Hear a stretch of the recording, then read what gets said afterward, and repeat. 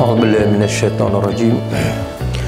Bismillahirrahmanirrahim. Alhamdulillahirabbil alamin. Nahmaduhu wa nasta'inuhu wa nastaghfiruh. Wa na'udzubillahi min syururi anfusina wa min sayyiati a'malina. May yahdihillahu fala mudilla lahu wa may yudlil fala hadiya lahu. Asyhadu an la ilaha illallah wahdahu la syarika lahu wa asyhadu anna Muhammadan abduhu wa rasuluh. Subhanaka la ilma lana illa ma 'allamtana innaka antal alimul hakim. Allahumma 'allimna ma yanfa'una wanfa'na bima 'allamtana wa zidna ilma. Allahumma ati anfusana taqwaha wa zakkiha anta khairu man zakkaha anta waliyuha wa maulaha. Rabbi yassir wa la tu'assir, Rabbi tammi bil khair. Amma ba'du.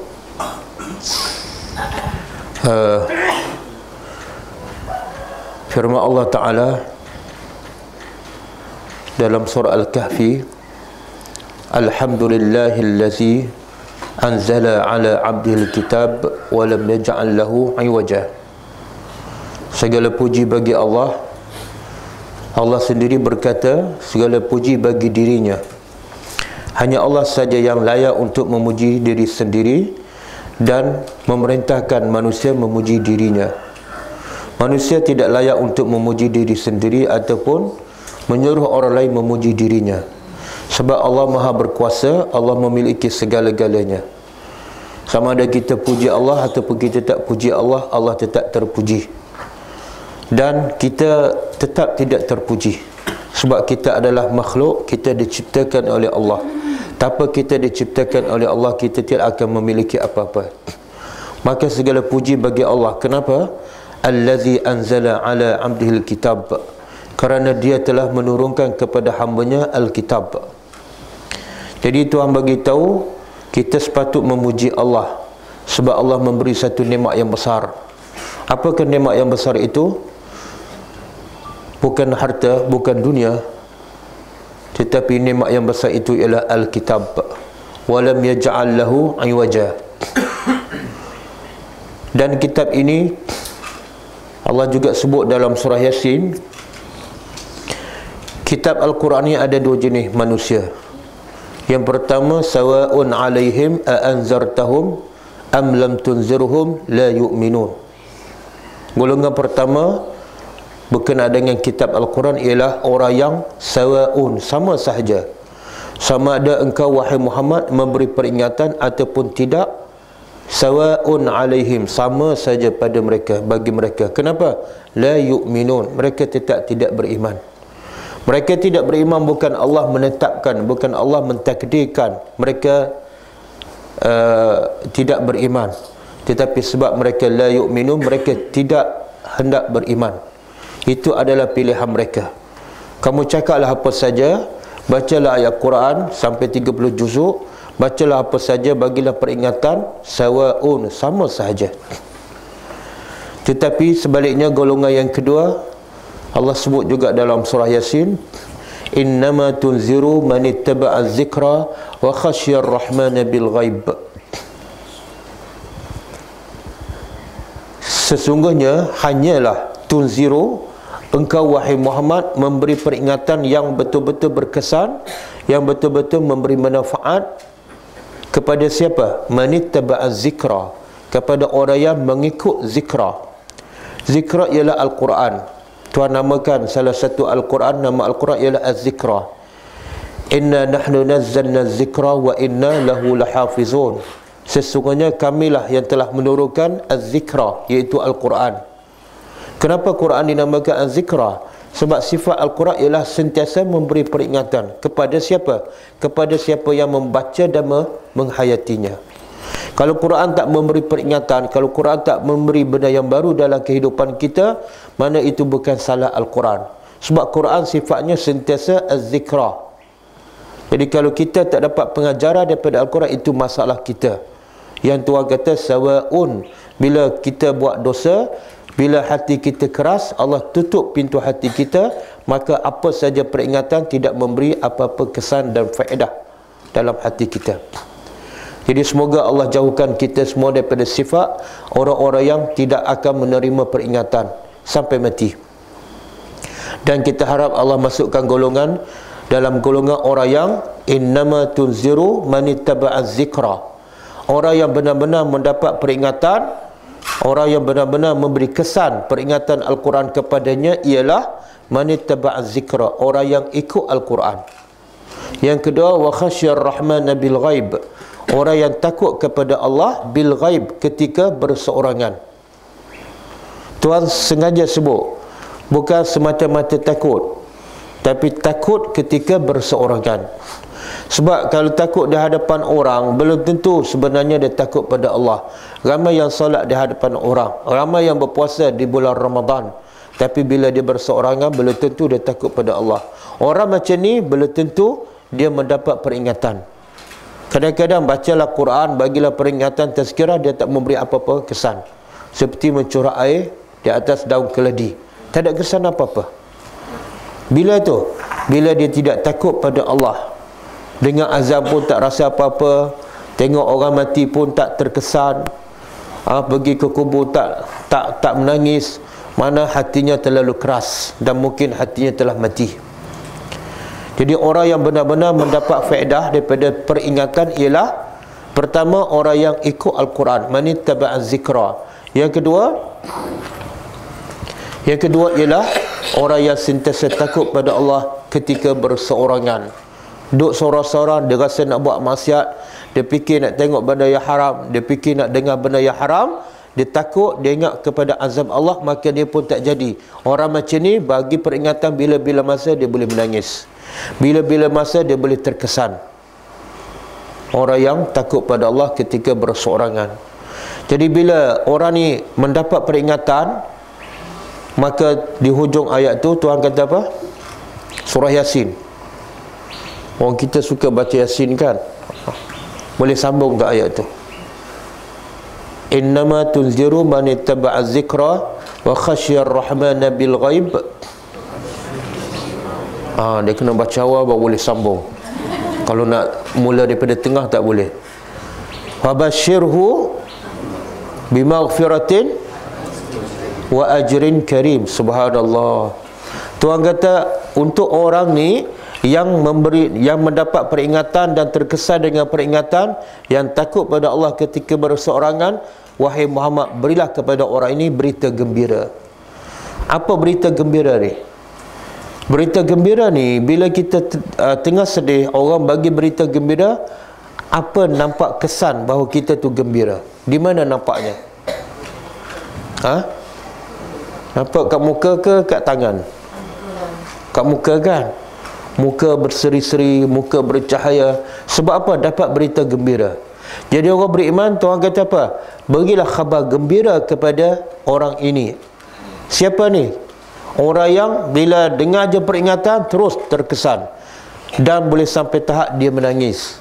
Dan apa berita gembiranya? Apa berita gembiranya? Sebelum dapat syurga, bimaghfirah, keampunan.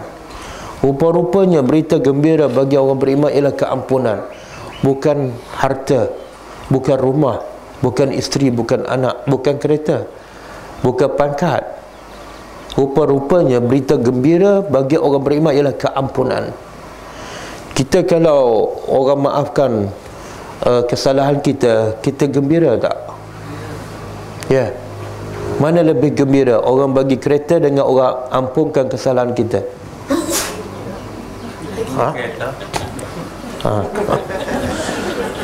Mana belum beriman lagi tu? Belum beriman. Kalau suami kita buat salah dengan suami, suami pun bagi tahu, yang saya ada berita gembira ni. Apa dia? Tunggu, berita ni sangat-sangat menggembirakan awak. Cakaplah apa dia? Saya maafkan kesalahan awak. Ya Allah, itu je. Saya ingat abang nak bagi tiket pergi ke Istanbul ke. Berita gembira yang tu tak payah cakap lah. Tengok, kita tak rasa keampunan tu adalah satu nilai yang sangat besar di sisi Allah. Kadang-kadang manusia masuk syurga, masuk neraka sebab apa? Kadang-kadang manusia masuk neraka sebab apa? Sebab buat zalim pada binatang, kucing, kan? Nabi sebut dalam satu hadis yang sahih, ada wanita yang dah banyak ibadat tapi sebab dia zalim pada kucing, dia tak bagi makan, mati masuk neraka. Sebab apa masuk neraka? Sebab tak dapat keampunan Allah. Subhanallah. Sebab tu Tuhan kata berita gembira kepada orang beriman ialah bimaghfirah. Fabashirhu bimaghfiratin mir rabbikum. Dan keampunan daripada siapa ni? Daripada Allah. Kalau keampunan daripada Allah, bukan setakat itu saja. Sebab Allah tak pernah sebut ghafurun sahaja. Allah tak pernah sebut tawwabun sahaja. Selepas ghafurun, Allah sebut apa? Rahimun. Selepas tawwabun, Allah sebut apa? Rahimun. Subhanallah. Sebab itulah maghfirah adalah berita sangat gembira bagi orang beriman. Kenapa? Selepas keampunan kita akan dapat rahimun, kasih sayang Allah.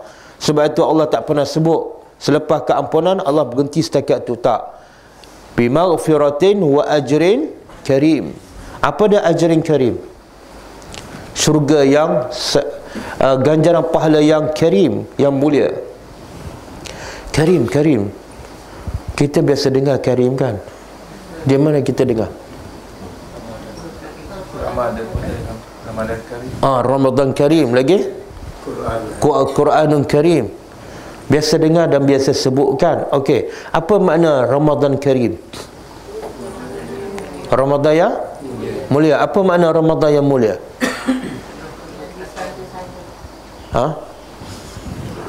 Itu baru terjemahan, belum tadabbur. Quranun Karim. Cuba terjemah. Quran yang mulia. Okey, apa makna Quran yang mulia? Quran yang diturunkan bulan Ramadan, itu makna mulia. Macam tak ada apa je. Kalau setakat Quran diturunkan bulan Ramadan, Allah tak sebut Quranun Karim. Tak. Kalau kita kata orang tu mulia lah, apa makna dia?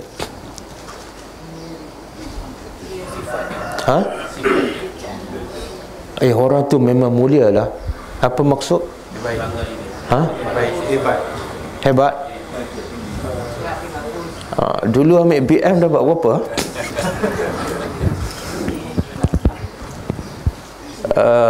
Mulia ni ialah kita buat baik pada orang yang tak buat baik pada kita. Itu makna mulia. Kadang-kadang orang maki kita, kita buat baik juga pada dia. Orang tak bagi apa-apa, kita bagi pada dia. Itu makna mulia. Kalau orang bagi pada kita, kita pun bagi juga. Itu bukan mulia, itu balas jasa, itu balas budi. Jadi Ramadan Karim, Ramadan bagi apa pada kita? Kita bagi apa pada Ramadan? Apa faedah Ramadan? Ramadan dapat tak faedah daripada kita berpuasa? Ada? Tak ada. Yang dapat faedah siapa dia? Kita lah. Dengan sebab bulan Ramadan kita diampunkan dosa. Dengan sebab bulan Ramadan pahala kita berganda-ganda. Itu dia panggil mulia. Quran pun sama. Quran dia dapat apa daripada kita bila kita baca dia? Tak dapat apa-apa. Tapi dia bagi apa pada kita? Subhanallah, 1 huruf 10 pahala. Dia bagi apa? Ketenangan, tatma'innul qulub. Dia bagi apa? Syifa. Dia bagi apa? Rahmat. Itu makna mulia. Maka sama juga orang yang beriman, Tuhan bagi tahu ada 2 berita gembira. Satu maghfirah, yang kedua ajrin karim. Ajrin, ganjaran. Ajrin ni dalam bahasa Arab dia panggil upah. Tuhan sengaja guna perkataan upah. Upah. Bukan opah, upah. Kalau orang Kelantan upah. Upah. Mu nak upah tak? Psikologi kita, kalau antara ditawarkan hadiah dengan upah, kita nak yang mana?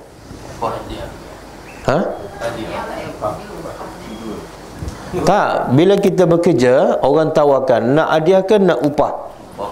Nak upah. Kenapa nak upah? Setimpal satu, yang kedua pasti dapat. Hadiah belum tentu dapat. Jadi Tuhan sengaja guna perkataan ajrun, upah, supaya kita rasa bahawa apa saja kita lakukan semasa di dunia tidak sia-sia, pasti ada upahnya. Dan upah pula adalah bersifat karimun. Apa makna karim tadi? Tak, tadabbur Banyak. Kita buat sikit je. Apa yang kita buat kat dunia? Yalah, berapa minit je solat kan? Itu pun solat betul bila? Masa balik kali yang ketiga tu, masa umur 40, 50 barulah solat kita mula betul, mula khusyuk kan? Kemudian selepas tahun 2 tahun katalah mati. Jadi bekerja 10 minit setiap hari dalam masa 2 tahun, tapi Tuhan balas apa dia? Tuhan balas syurga berapa tahun? Adakah kita beramal 2 tahun Tuhan balas 2 tahun? Tak. Selama-lamanya, dan tidak payah bekerja lagi, tidak payah fikir, tidak payah penat. Itu makna ajrin karim.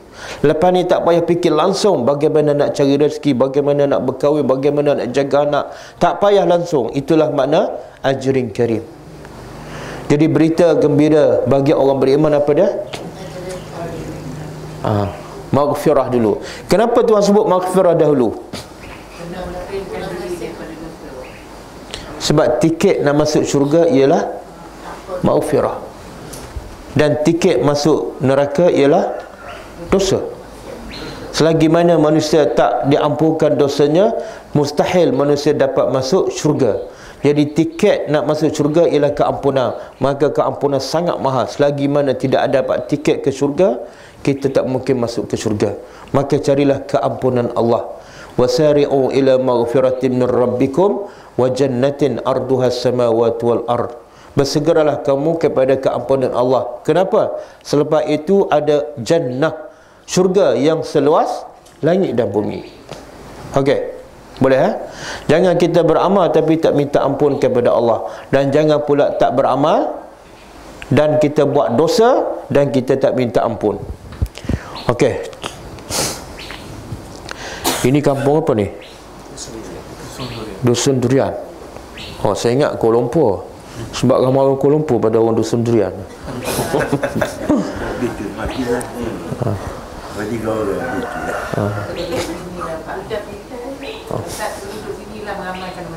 InsyaAllah Kak Asyah jadi mak angkat. Okey, saya nak sebut beberapa kisah dalam surah Al-Kahfi, dan kita nak ambil pengajaran daripadanya. Pengajarannya sangat berkait rapat dengan kehidupan kita, iaitu kisah Musa dan Khidir. Biasa dengar kan?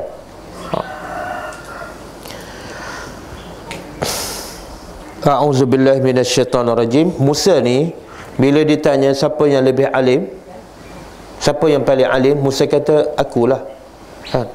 Yalah, masa tu dia Nabi, takkan ada orang lebih alim pada Nabi, betul tak? Jadi kalau Musa mengaku dia paling alim, masuk akal lah. Yang tak masuk akal apa dia? Kita mengaku pandai sampai tak pergi belajar kan? Itu yang tak masuk akal. Jadi bila tak pergi belajar tu, kita seolah mengaku kita dah pandai. Musa mengaku dia paling pandai sebab dia Nabi, tapi kata Allah, ada lagi yang lebih pandai daripada kamu. Siapa? Khidir kan? Maka bila Musa tahu ada orang lebih pandai, Musa buat apa? Musa ajak berdebat ke nak pergi belajar? Kita kalau ada, kita tahu ada orang lebih pandai, kita jah ke nak berdebat ke, ataupun tengok belajar kat mana ustaz ni, ataupun kita nak pergi menadah kitab kat dia. Kalau kita tahu ada orang yang lebih alim daripada kita tak pergi belajar, kita lebih teruk. Musa walaupun dia Nabi, bila dia tahu ada orang lebih pandai, dia berjalan dengan pembantu dia walaupun jauh demi untuk mendapat ilmu. Sebab apa?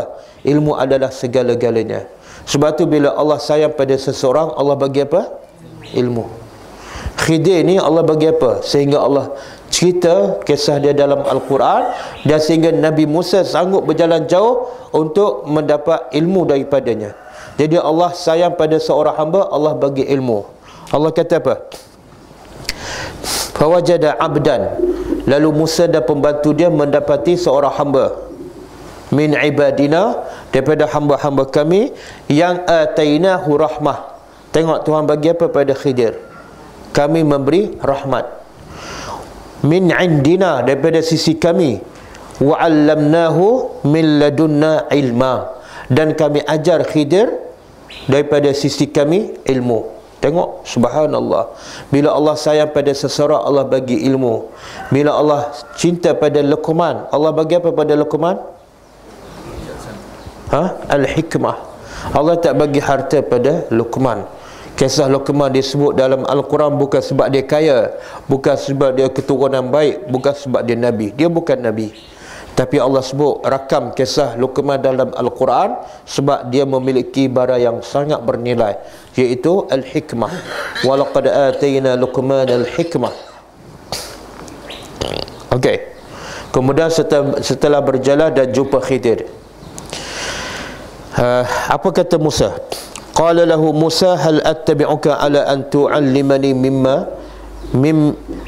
'allimta rusyda. Kata Musa pada Khidir, boleh tak aku ikut engkau? Untuk apa?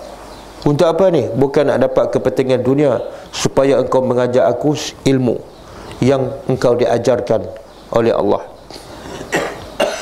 Maka kata Khidir, guru pun kena cerdik kan. Guru kena tengok dulu pelajar tu betul-betul ikhlas tak, tahan tak diuji, sabar tak. Kalau ada syarat-syarat tu boleh belajar, kalau tak kena betulkan dulu niat. Maka kata Khidir, qala innaka lan tastati'a ma'iya sabra. Engkau ni aku tengok tak akan sabar ni. Kalau nak belajar ni aku rasa engkau ni tak sabar. Subhanallah. Khidir kata pada siapa tu? Nabi. Nabi. Maknanya syarat nak belajar kenapa? Sabar. Walaupun datang daripada Kuala Lumpur, tapi kena sabar. Jangan tidur. Jangan tidur. Yang tidur tu memang tak sabar. Yang tidur tu memang tak sabar. Sebab Tuhan jadikan malam untuk tidur, siang untuk bekerja. Tiba-tiba siang pun tidur, malam pun tidur. Memang tak sabar. Bila tak sabar, dia tak akan dapat ilmu. Okey. Maka Khidir pun bagi tahu sebab apa Musa tak boleh sabar. Sebab apa Musa tak boleh sabar? Wa kaifa tasbiru ala ma lam tuhit bi khubra. Macam mana kamu boleh sabar benda yang kamu tak nampak hikmah di sebaliknya? Subhanallah. Syarat kedua menuntut ilmu, apa dia? Khidir kata, macam mana kamu boleh sabar benda yang kamu tak nampak apa hikmah yang tersirat? Sebab manusia hanya nampak di hadapan. Bila tengok accident, terus dia kata apa?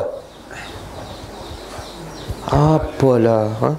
Terus dia salahkan orang ataupun dia salahkan takdir. Sebab apa? Dia tak nampak apa yang di sebaliknya. Maka sebab itulah punca manusia tak sabar. Bila Allah bagi banjir, terus dia nampak yang zahir. Ya Allah, tak terfikir air boleh melepasi rumah kan. Saya pergi semalam. Semalam di mana? Kemubu kan? Bertambaru. Bertambaru. Bertambaru. Tak semalam tu kemarin lah. Orang Kuala Lumpur. Maaf saya cakap. Kemarin. Saya orang Kelantan Celuk, tak boleh dah kecek Kelantan tu. Orang Kuala Lumpur kalau semalam, kemarin lah. Orang Kelantan kalau kemarin lah. Kalau semalam orang Kelantan, semalam lah. Mak makan situ semalam kan. Itu semalam orang Kelantan. Semalam orang Kuala Lumpur, kemarin. Di Bertambaru. Bertambaru kan. Dia kata, saya duduk kat sini 40 tahun lebih, tak pernah berlaku banjir. Bila orang cerita tahun 26 banjir besar kan, saya langsung tak terfikir pun air boleh melepasi rumah. Sebab 40 tahun saya duduk tak pernah berlaku banjir kan. Itu akal manusia. Yang tu Khidir nak beritahu Musa, yang manusia nampak ialah yang zahir, tapi dia tak nampak kuasa Allah. Bila dia kena Allah, dia tak akan terkejut. Kenapa? Yang berlaku zaman Nabi Nuh bukan satu rumah hanyut, satu dunia kan. Bukan satu orang mati, tapi semua mati kecuali yang naik kapal Nabi Nuh. Jadi bila kita kena Allah, apa saja berlaku, kita tak akan terkejut. Dan satu cerita yang ialah hikmah banjir kan, satu cerita yang sangat-sangat menyedihkan hati, menyanyakkan hati. Ada seorang ibu, mungkin orang sini pun tak tahu cerita tu. Ada seorang ibu yang duduk kat situ daripada umur 17 tahun. Sekarang semalam saya jumpa umur dia 65 tahun. Kerja dia menoreh, dah dapat 7 orang anak, tapi anak dia 16 tahun tak balik jumpa dia. Dan sekarang anak dia 7 orang tu, ada yang sekitar Gua Musang, ada yang seorang duduk di Johor, tak balik. Yang seorang tu 16 tahun tak balik, setelah 16 tahun baru balik. Dan itu pun kalau balik pun sekarang hari raya, balik pun sekejap. Rumah mak dia hanyut habis. Jadi sementara ini dah buat bangsal yang sempit, situlah dapur, situlah tempat tidur, elektrik tak ada, kipas tak ada, paip air pun tak ada. Kadang-kadang dia menumpang rumah jiran sebelah. Anak tak peduli. Anak tak peduli. Subhanallah. Tengok cerita kan, kita tengok mak tu sedih dah. Dengar cerita mak tu dah sedih, tapi bila kenakan nasib anak di akhirat besok, lagi menderita. Sebab apa? Nabi kata 3 golongan manusia yang diharamkan masuk syurga. Salah satu ialah orang yang derhaka pada mak bapak. Dia biarkan mak dia macam tu, mak dia masih boleh hidup, orang masih boleh membantu, bantuan sentiasa sampai walaupun duduk dalam. Kita sendiri tak sanggup duduk cuaca panas, tempat yang sempit, situ tempat masak, situ tempat tidur, situlah apa-apa semua kat situ. Kipas tak ada, elektrik tak ada, paip air pun tak ada. Kita rasa menderita, tapi kita lupa kehidupan di akhirat. Kalau tak beriman kepada Allah, lagi menderita. Sebab bukan tidak ada kipas, bukan tidak ada elektrik, tapi duduk dalam api. Jadi kalau boleh kita nak jumpa anak-anak dia tu, janganlah buat mak macam ni. Mak kamu menderita macam mana kat dunia pun, dia masih boleh makan, dia masih boleh hidup. Tapi nasib kamu di akhirat, kamu akan masuk neraka. Masa tu tak ada siapa boleh tolong. Sebab Tuhan kata diharamkan syurga bagi orang yang derhaka pada mak bapak. Tengok cerita macam ni, kalau tak berlaku banjir, kita pun tak tahu, kita pun tak dengar. Terlalu besar hikmah banjir. Yang tu saya nak sebut dalam kisah surah Al-Kahfi. Yang Khidir nak bagi kepada Musa pada, kamu tak boleh sabar. Sebab apa? Kamu tak nampak cerita yang tersirat. Yang kamu nampak ialah yang zahir sahaja. Maka kata Musa, qala satajiduni insyaallahu sabiran wala a'si laka amra. Musa kata apa? Tak apa, insya-Allah. Insya-Allah, kena ada insya-Allah. Kamu akan dapati aku adalah orang yang sabar dan aku tidak akan engkar apa yang engkau suruh. Jadi syarat nak belajar juga apa dia? Kena dengan cakap guru. Guru kata diam, diam. Guru kata jangan soal banyak, jangan soal banyak, soal sikit je. Wala a'si laka amra. Boleh? Kenapa Musa berjanji ni? Kalau kita cikgu bagi syarat macam tu, tak payahlah cikgu, saya bukan nak belajar sangat pun. Kan? Tak. Musa tahu ilmu tu sangat penting, maka dia nak juga belajar sehingga dia mensyaratkan pada diri. Tak apa, insya-Allah saya akan sabar dan saya tak akan bantah apa yang kamu buat. Sebab tamak kepada ilmu itu orang beriman, bukan tamak pada harta. Qal, maka Khidir bagi syarat, fa in ittaba'tani fala tas'alni an syai'in. Kalau kamu nak ikut aku, jangan tanya. Bila aku buat apa-apa, jangan tanya. An syai'in hatta uhdisa. Bukan tak boleh tanya langsung, hatta uhdisa, sehingga aku cerita. Jadi kalau guru mengajar sampai tak boleh tanya dan tak begitu sampai kesedak, itu guru sesat. Itu guru sesat. Dia kalau tak bagi tanya, sampai satu masa dia kena bagi tahu juga. Jadi Khidir kata jangan tanya sehinggalah aku bagi tahu. Subhanallah. Kadang-kadang kita tak sabarkan. Ustaz tengah cakap dah tanya dah. Baru ustaz nak start. Ustaz, saya ada soalan ni. Dia nak mari belajar ke nak mari bertanya, kan? Tak sabarlah tu, rancangan tanya. Rancangan tanyalah ustaz boleh. Tapi tak tanya pula sebab kat TV kan. Nama dia tanyalah ustaz, Yang kat depan-depan ni ustaz baru nak start dah tanya dah. Bukan rancangan tanyalah ustaz. Okey, fantalaqa. Lalu kedua-duanya bertolak hatta iza rakiba, apabila kedua-duanya menaiki as-safinah, kapal. Kenapa dia naik kapal? Sebab laut. Sebab laut. Jadi kapal masa zaman Nabi Musa dah ada tak? Ada, dah ada dah. Jangan duk sombong sangat. Dulu, zaman dulu tak ada apa, tak, kapal dah ada. Bahkan kapal Nabi Nuh lagi canggih kan. Air ombak yang besar setinggi gunung, tapi kapal tu tak hancur. Kita air tak sampai setinggi gunung, setinggi bumbung je rumah dah rosak. Kan? Binaan Nabi Nuh walaupun dia berseorangan lagi kuat daripada binaan manusia yang beratus-ratus orang. Okey, bila naik kapal, qala akhraqtaha. Kharaqaha, naik kapal je, Khidir pun pecahkan kapal tu. Dia lah tak bayar upah, tak bayar apa ni? Tambang, tak bayar tambang. Lepas tu dia pecah pula kapal. Kita naik teksi, tak bayar tambang, lepas tu kita pecah cermin teksi tu. Driver teksi kata apa?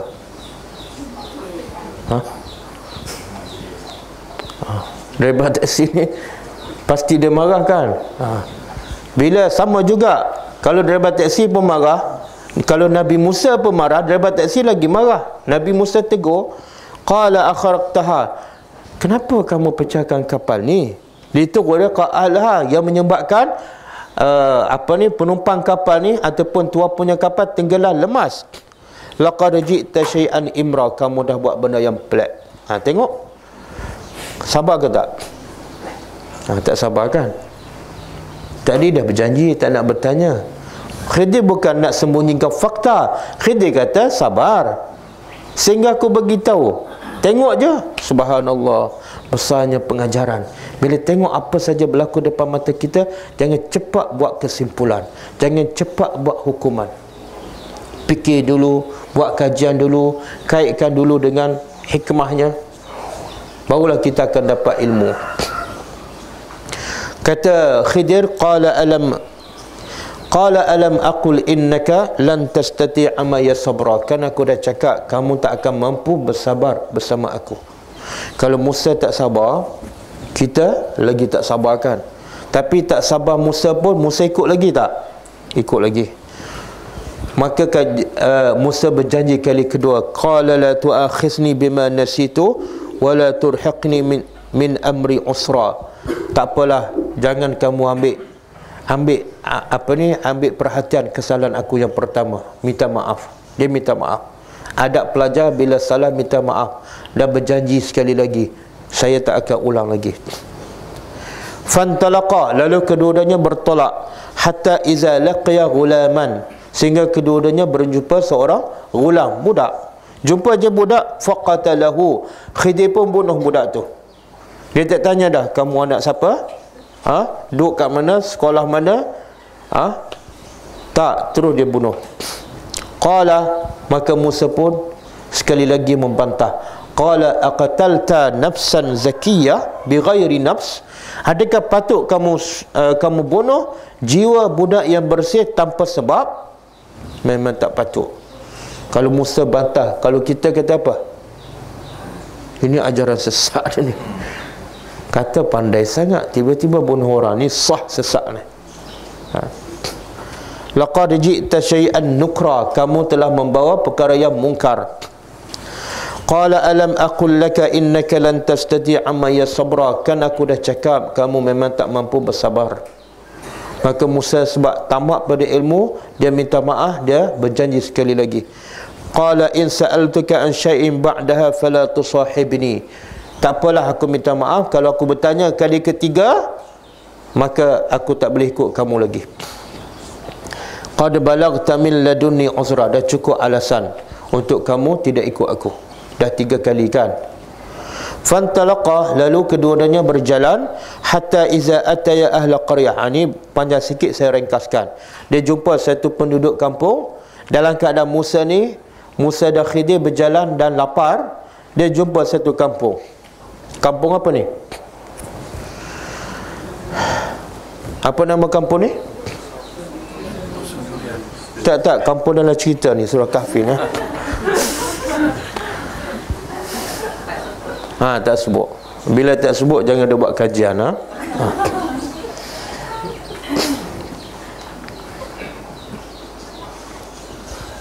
Maka bila lapar, dia buat apa?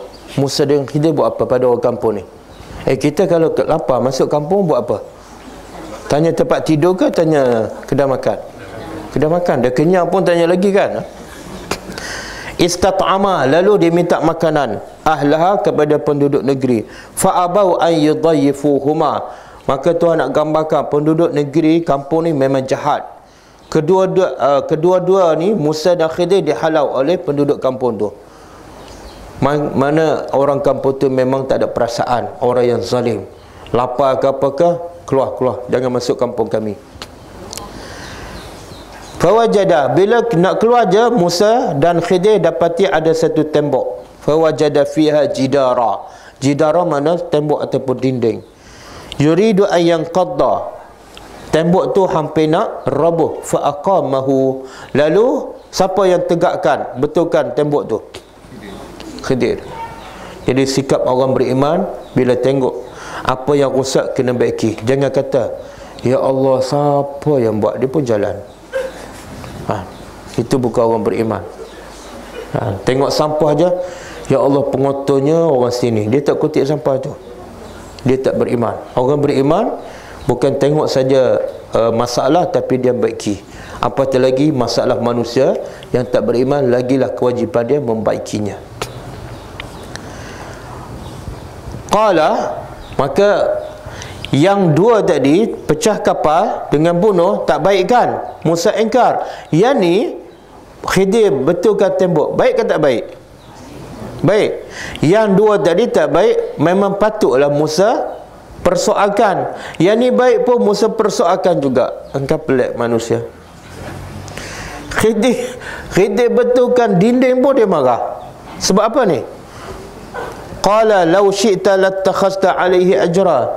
Khidir, kita dah lapar, pergi kampung tu orang jahat, minta makan dia tak bagi, kamu bantu pula buat tembok, mintalah upah sikit, paling kurang kita makan. Faham? Dia tegur bukan sebab perbuatan Khidir itu salah, tapi sebab tak ambil upah. Dia tak tahu Khidir tak ambil upah sebab apa. Tahu tak sebab apa Khidir tak minta upah? Tahu? Tahu tak? Oh, tak tahu. Surah Kahfi baca? Mana belum tadabbur. Khidir tak ambil upah sebab Khidir buat tu Allah yang perintah. Bila Allah perintah tak ada upah. Allah perintah Khidir, bagi ilham pada Khidir, kamu jumpa tembok yang nak roboh ni, kamu tegakkan. Bila perintah Allah tak ada upah.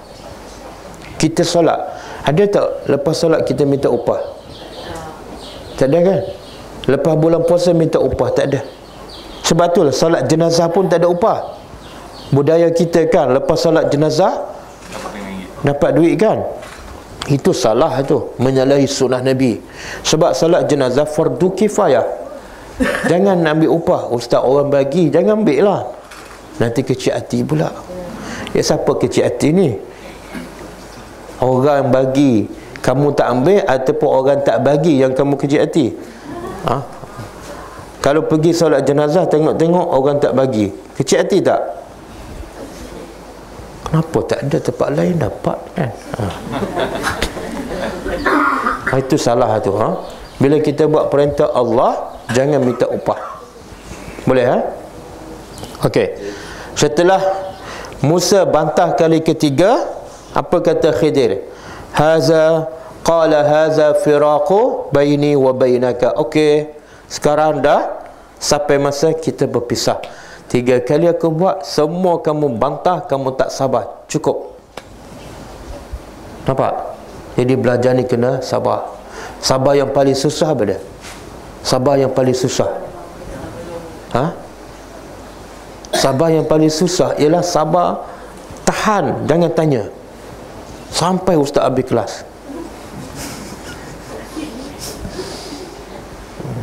Kadang-kadang ustaz tengah jawab soalan orang lain pun dia tanya juga. Tak faham betul. Dia tak tengok ustaz sedang buat apa kan. Ustaz tengah jawab soalan, kadang-kadang dia tengok orang tengah soal, dia pun soal juga. Dia ingat ustaz ni ada 10 telinga kan. Ini bukan saya lah, orang lain. Okey. Bila dah habis, cukup dah syarat, Musa setakat tu je belajar. Khidir bagi tahu tak? Khidir dah berjanji, aku akan bagi tahu, cuma aku nak kamu sabar je. Itu je. Ujian kehidupan ialah sabar. Bila tak sabar tak dapat kebaikan. Maka Khidir bagi tahu. Amma safinah, adapun kapal ataupun sampan, fakanat limasakin, maka dia adalah milik orang miskin. Ya'maluna fil bahri, mereka bekerja di laut. Bekerja di laut sebagai apa? Sebagai nelayan. Mulia tak kerja nelayan? Subhanallah. Ini orang kaya ke orang miskin ni? Orang miskin. Fakanat limasakin, kapal tu kepunyaan orang miskin dan kerja pula nelayan. Wa kana wara'ahum, dan di belakang mereka itu ada malik, raja yang zalim, ya'khuzu kulla safinatin ghasba, yang akan merampas mana-mana kapal walaupun milik orang miskin, raja yang zalim. Maka Allah perintahkan aku pecahkan kapal supaya apa? Dapat selamatkan kapal tu daripada dirampas oleh raja yang zalim. Subhanallah. Soalan, kenapa Allah hantar Khidir pecahkan kapal untuk selamatkan kapal itu daripada dirampas oleh raja yang zalim? Kenapa? Kenapa? Itu tadabbur.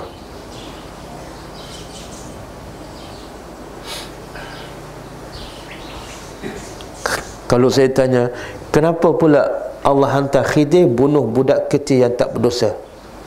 Boleh jawab kan? Sebab apa?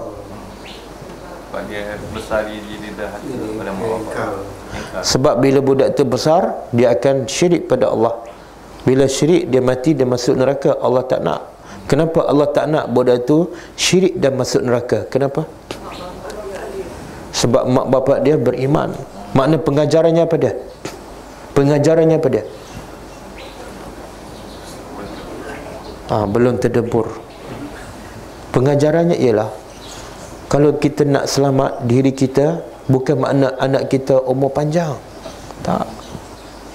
Kalau kita nak selamat diri kita dan anak kita, bukan bermakna diri kita umur panjang, anak kita pun hidup selamat dan umur panjang. Tak. Kadang-kadang anak kita boleh selamat sebab umur dia pendek. Boleh faham? Kadang-kadang anak kita mati awal lebih baik. Tapi pengajaran lagi besar daripada itu apa dia? Allah akan jaga anak kita, bukan cara dia umur panjang. Allah jaga anak kita dan Allah jaga kita semua. Sebabnya ialah bila kita beriman kepada Allah. Jadi kalau kita nak Allah jaga diri kita selamat di akhirat, Allah nak Allah jaga anak kita selamat di akhirat, jadilah kita ibu bapa yang beriman kepada Allah. Bukan ibu bapa yang kaya, bukan ibu bapa yang simpan duit banyak-banyak pada anak. Tak, salah.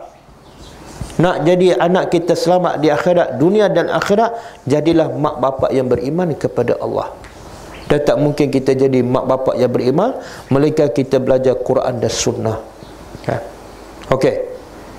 Yang kapal tadi tak boleh jawab. Allah hantar Khidir pecahkan kapal tu sebab ada raja yang zalim nak rampas kapal tu. Tapi bila tengok kapal tu pecah, raja tu tak rampas. Mana kapal tu selamat, tapi rosak kan? Kenapa tu? Kenapa? Soalan dia, kenapa Allah hantar Khidir untuk selamatkan kapal tu? Apa ada pada orang miskin? Kalau mak bapak budak tadi kita boleh faham, sebab mak bapak dia beriman. Yang orang miskin Tuhan tak sebut pun beriman. Tuhan kata fakanat limasakin, Tuhan tak kata sebab kapal tu kepunyaan orang miskin yang beriman. Tak. Allah kata kepunyaan orang miskin sahaja. Mungkin dia beriman, mungkin tak. Tapi kenapa Allah jaga juga? Ya? Pasal apa? Yelah, kenapa Allah nak jaga tu? Allah tak nak hilang mata pencerah. Kenapa? Ha?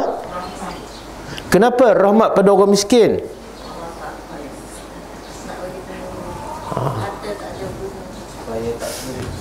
Supaya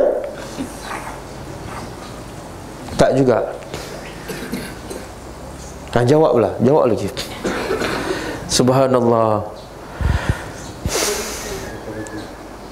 Dalam tafsir disebut Allah muliakan orang yang bekerja sendiri walaupun miskin. Walaupun dia miskin, dia tak mencuri, Allah muliakan dia. Walaupun miskin, dia tak ambil hak orang, Allah muliakan dia. Sehingga Allah hantar Khidir untuk jaga kapal dia daripada dirampas oleh raja yang zalim. Faham tak? Jadi orang miskin bukan makna dia hina di sisi Allah, tak. Orang miskin kalau tak mencuri, subhanallah, hidup dia cari ala kadar. Saya pun tak tahulah orang kawasan Dabung ni. Daripada 4 kali saya datang dan saya banyak temu ramah, saya dapati ramai orang yang di Dabung ni datang daripada tempat-tempat lain kan, daripada Pasimah, daripada Terpanjang, daripada Tumpat. Datang sini untuk apa? Mencari rezeki. Tapi mereka tak mencuri, mereka tak ambil hak orang. Tapi ambil tanah siapa saya tak tahu kan? Tapi kalau dia betul-betul buat tu kerana Allah dan tidak ambil hak orang, itu adalah satu kemuliaan. Sebab Nabi sebut dalam satu hadis, harta yang paling baik ialah harta yang diusahakan oleh tangannya sendiri. Bukan dia bekerja dengan orang, bukan dia ambil hak orang. Boleh? Jadi pengajaran paling besar dalam kisah kapal ni, apa dia? Bukan sebab dia beriman, Allah tak sebut pun. Sebab dia kepunyaan orang miskin, dia bekerja nelayan di laut. Mana bekerja sendiri, susah ke, payah ke, panas ke, dia tak ambil hak orang, dia tak mencuri. Maka Allah muliakan dia dengan Allah selamatkan kapalnya. Boleh? Jadi jangan bila kita susah hidup, kita miskin, jangan kita rasa hina diri. Walaupun orang menghina kita, Allah memuliakan orang miskin yang bekerja sendiri. Boleh ha? Pengalaman saya pergi ke Medan. Bukan nak bagi tu pergi ke Medan, apa sangat pergi Medan, kalau nak bangga pergi Paris kan. Saya pergi ke Medan, wallahu alam, ini yang saya nampak selama saya 3 hari kat sana. Saya tengok orang di Medan, dia Medan dengan tempat lain tak sama. Orang di Medan tu, orang Indonesia, semuanya bekerja. Walaupun sapu sampah, walaupun tukang arahkan parking kereta, masuk, terus jalan-jalan, lepas tu dapat upah. Tapi dia tak meminta. Kadang-kadang main muzik kan, walaupun salah, maknanya dia usaha juga. Ada sampai tahap kita bagi duit saja pun dia tak nak. Subhanallah. Dan hasilnya saya nampak apa dia? Hasilnya apa dia? Saya tanya orang Medan, banyak tak jenayah di sini? Tak ada. Jarang sangat jenayah. Ada masjid saya pergi, masjid tu cantik, terbuka, pintu tak ada, tingkap tak ada, tapi hiasannya memang cantik, tak ada kecurian. Tabung dia letak kat luar macam tu je. Maknanya bila letak kat luar tak ada orang curi lah tu. Tabung kita, pertama tabung besi, yang kedua melekat kat dinding, yang ketiga ada rantai, yang keempat ada mangga, yang kelima ada CCTV, pun dicuri. Saya tak tahu kenapa. Tapi di Indonesia, di Medan tu subhanallah, jarang sekali kejadian jenayah. Rumah yang saya tinggal tu, orang kaya, dia ada kebun. Kebun tu kerajaan lah. Dia ketua kantor, manager kebun tu. Kebun tu seluas 2,700 hektar. Yang bawah dia tu ada 360 pekerja. Rumah dia tak ada grill di Bandar Medan. Saya tanya, pernah tak masuk pencuri? Tak ada. Grade tak ada. Kadang-kadang dia keluar pergi, ni tuan rumah ni, tempat saya tinggal ni, walaupun dia jawatan dia besar, dia diberi oleh kerajaan 2 kereta, kemudian 2 pemandu, tapi dia boleh jaga solat 5 waktu berjemaah. Sebelum subuh dia pergi masjid. Hari pertama saya sampai, dia yang panggil saya, Pak Muin mau ke masjid. Saya pun dah bangun masa tu, kan. Dia panggil saya pergi ke masjid 5 waktu sebelum masa azan dah ada ke masjid. Subhanallah. Jadi bila pengalaman saya tengok, ya Allah, orang Indonesia kadang-kadang kita hina orang Indonesia, tapi sebenarnya kadang-kadang orang Indonesia kalau dia beriman jauh lebih baik pada kita. Dan dia layan saya first class. Dia bagi pembantu dia, dia bagi driver dia, semana-mana saya nak bagi, semua percuma. Saya rasa nak cari di Malaysia payah orang macam tu. Walaupun jawatan besar, tapi sah pertama salat berjemaah subuh 5 waktu, kan. Dan di Medan tu, macam saya sebut, jarang sekali kedengar kenderaan jenayah. Rumah yang tempat saya tinggal tak pernah dimasuk oleh pencuri, walaupun tidak ada grade. Subhanallah. Bila kita cerita kepada orang Malaysia, dia kata, itulah ustaz yang datang, yang mencuri di Malaysia ni orang Indonesia. Saya kata, mungkin orang Malaysia tak bayar zakat kot. Dia geram sangat, kan. Kadang-kadang orang Indonesia di sini dizalimi, betul tak? Didera. Orang Indonesia di Medan, apa saja dia mesti bekerja, tapi meminta susah nak jumpa orang minta sedekah, walaupun kebanyakannya miskin. Boleh? Di Malaysia ada tak masjid-masjid yang terbuka?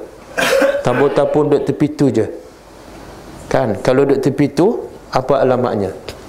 Kepala paik pun boleh hilang, kan. Kepala paik pula, tukar baru, dia curi yang baru, kan. Subhanallah. Jadi pengajaran paling besar daripada kisah ni apa dia? Orang miskin kalau bekerja sendiri, tak mencuri, tak ambil hak orang, Allah akan muliakan dia, Allah akan jaga harta dia. Dan pengajaran yang kedua, bila kita beriman kepada Allah, Allah akan, bukan Allah jaga diri kita saja, tapi Allah jaga anak kita. Anak kita yang akan jadi jahat pun Allah akan jaga dia. Tapi kadang-kadang Allah jaga dengan cara apa? Allah matikan dia awal. Jadi anak mati awal bukan musibah, kadang-kadang nikmat. Kadang-kadang nikmat. Boleh, insya-Allah. Jadi orang di kampung apa? Durian, kan? Walaupun tak ramai, tak apalah, insya-Allah. Malam ni kita jemput semua. Kita ada kuliah maghrib di Masjid Seri Mahligai. Jangan pula orang Kuala Lumpur lebih ramai juga. Kita harap orang sini datanglah ramai-ramai. Ajaklah semua anak beranak datang ke masjid malam ni. Kita akan bagi kuliah maghrib, insya-Allah. Okey? InsyaAllah. Jadi kesimpulannya, marilah kita sama-sama beriman kepada Allah. Jangan kisah, jangan rasa hina diri bila kita miskin, bila kita susah. Tak.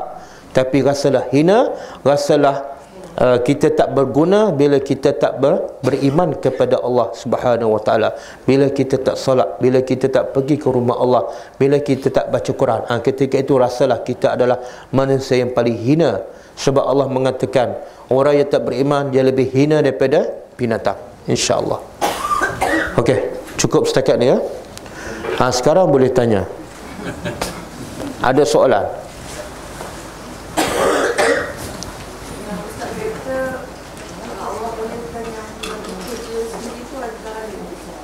Ada hadis.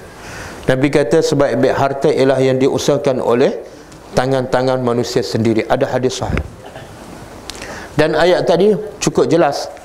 Allah mulia. Allah tak kata orang miskin yang beriman. Allah kata orang miskin saja kemudian bekerja di laut. Okey. Cukup, insya-Allah. Kita sama-sama tutup dengan membaca tasbih kafarah. Subhanakallahumma wa bihamdika asyhadu an la ilaha illa anta astaghfiruka wa atubu ilaik. Assalamualaikum warahmatullahi wabarakatuh.